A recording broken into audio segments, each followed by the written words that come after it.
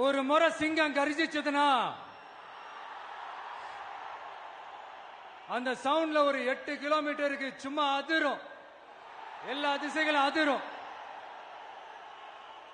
அப்படிப்பட்ட அந்த சிங்கம் வேட்டைக்கு மட்டும்தான் வெளியில வரும், வேடிக்கை பார்க்கறதுக்கெல்லாம் வெளியில வராது. வேட்டையில கூட உயிரோடு இருக்கிற மிருகங்களை தான் வேட்டையாடும். அதுலயும் பெரும்பாலும் தன்னை விட பெரிய சைஸ் உள்ள மிருகங்களை தான் குறி வச்சு தாக்கும், ஜெயிக்கும். எவ்வளவு பசியில் இருந்தாலும் உயிர் இல்லாததை, கெட்டு போனதை தொட்டு கூட பார்க்காது.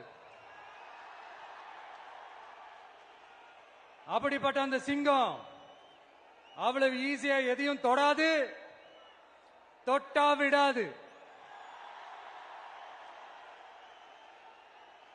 காட்டோட 4 பக்கமும் மார்க்கிங் மை டெரிட்டரின்னு தன்னுடைய பவுண்டரியை தானே வகுக்கும். அப்படிதான் அந்த காட்டையே தன்னோட கண்ட்ரோல்ல வச்சிருக்கும்.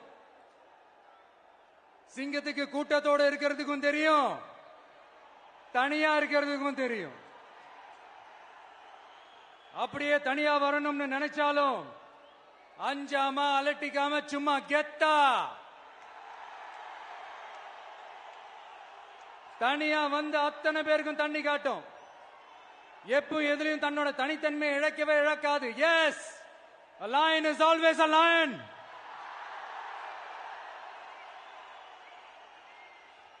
There are so many jackals and other animals in the forest, but there will be only one lion.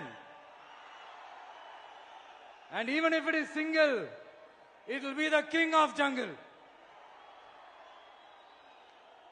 It is not only a description but also a clear declaration. சிங்கத்தை பத்தி பேசிட்டு நம்ம